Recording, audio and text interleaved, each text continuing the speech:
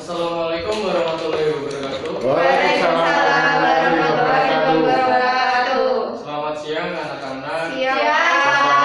Bagaimana kabarnya pada siang hari ini? Alhamdulillah. Baik ya.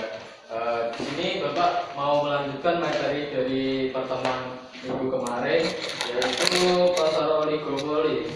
Sebelumnya udah pada dengar pasar oligopoli belum? Belum. Dengar sudah Pak, tapi belum tahu. Belum tahu ya. Iya. Nah, pasar oligopoli itu adalah suatu bentuk pasar persaingan tidak sempurna yang dimana hanya terdapat beberapa produsen dan penjual dengan banyak pembeli di pasar. Nah, di sini Bapak akan menjelaskan 3 aspek dari pasar oligopoli, yaitu karakteristik, yang kedua yaitu penyebab timbulnya,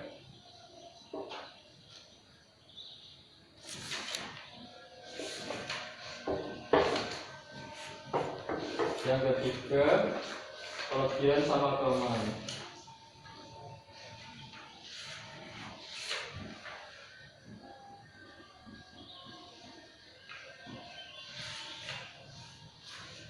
Nah, untuk yang pertama pada karakteristik, yaitu ada 3, yakni saling ketergantungan,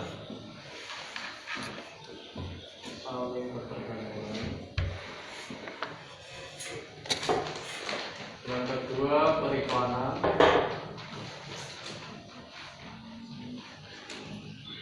yang ketiga perilaku kelompok.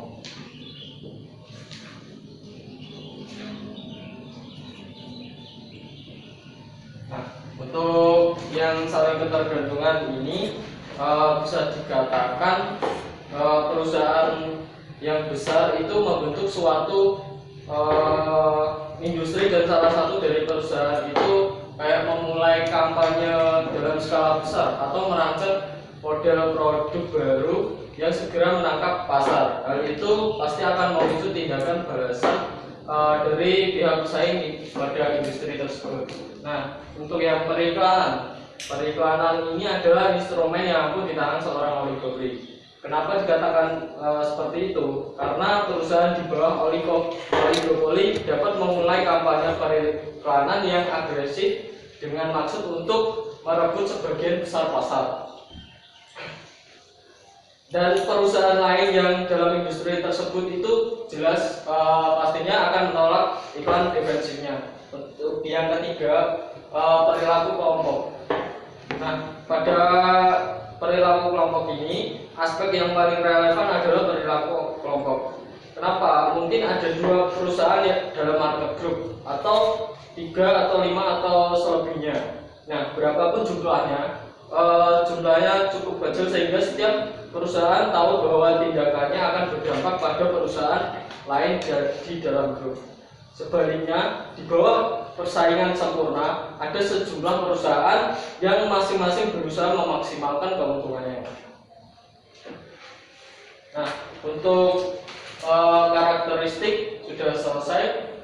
Sampai di sini udah ada yang mau ditanyakan atau udah paham? Paham, Pak. Oke, saya lanjutkan ya. Penyebab timbulnya.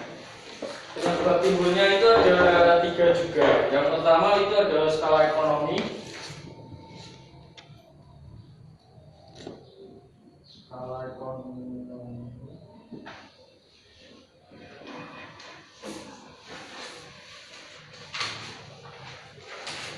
Yang kedua ongkos produksi.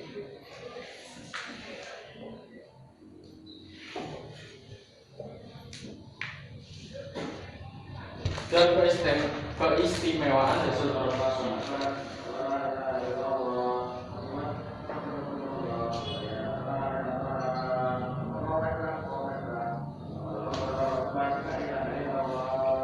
Yang pertama adalah skala ekonomi.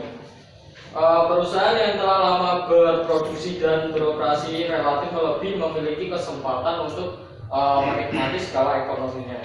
Nah, karena untuk memperbesar produksinya, perusahaan tersebut cukup menambah dari produksi yang ada, sehingga sangat memungkinkan untuk menurunkan biaya produksi mereka dan relatif akan mampu menjual produknya dengan harga yang lebih relatif.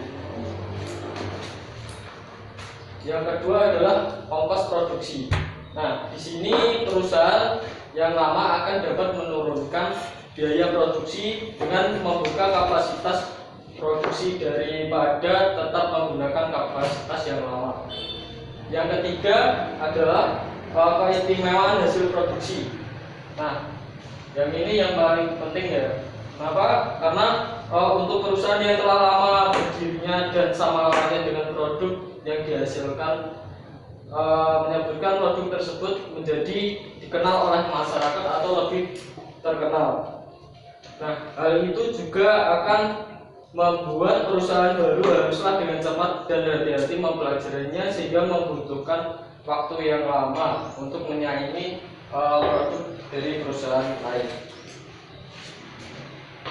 Nah, saya akan melanjutkan ke bagian ketiga, yaitu kelebihan sama kelemahan. Yang saya akan menjelaskan di kelebihan terlebih dahulu. Untuk bagian kelebihan, yang pertama itu persaingan yang ketat menjadikan setiap perusahaan sangat mengupayakan inovasi dan menjaga kualitas produk mereka. Yang kedua, harga produk menjadi lebih sesuai dengan konsumen, karena persaingan antar produsen itu sendiri yang ketat membuat perusahaan masing-masing tidak mau mematok harga yang terlalu tinggi. Yang ketiga, meskipun tidak banyak, tetapi setidaknya konsumen punya beberapa pilihan merek yang sesuai dengan keinginan mereka sendiri. Terus untuk yang kelemahan sendiri, itu produsen baru sulit untuk masuk ke pasar, sehingga pertumbuhan ekonomi cenderung lambat karena persaingan hanya terjadi di beberapa produsen saja. Yang kedua, kebijakan produsen terbesar atau biasanya terlaris sangat mempengaruhi pasar dibanding produsen lain di bawahnya. Untuk yang ketiga, oleh karena promosi sangat penting, yang bagian tadi periklanan, modal untuk iklan menjadi sangat banyak, sehingga menjadi pemborosan atau mengeluarkan banyak biaya yang dikeluarkan untuk melakukan periklanan. Hal itu akan menyebabkan pemborosan ekonomi jika tidak tepat sasaran. Sampai di sini ada yang mau ditanyakan? Tidak ada ya. Kalau begitu saya akan memberikan satu pertanyaan untuk mengetes berapa paham kalian saat saya menjelaskan. Saya beri soal apa manfaat dari periklanan pada pasar oligopoli, karakteristiknya tadi. Ada yang tahu? Saya tunjuk aja ya, Mas Rendra. Ya, Pak. Bisa menjawab? Periklanan adalah instrumen yang ampuh di tangan seorang oligopoli dengan memulai kampanye periklanan yang agresif dengan merebut sebagian besar pasar. Ya, bagus sekali Mas Rendra. Sampai di sini ada yang mau ditanyakan lagi dari siswa yang lain? Tidak, Pak. Coba. Oke, kalau begitu saya akhiri pelajaran pada siang hari ini.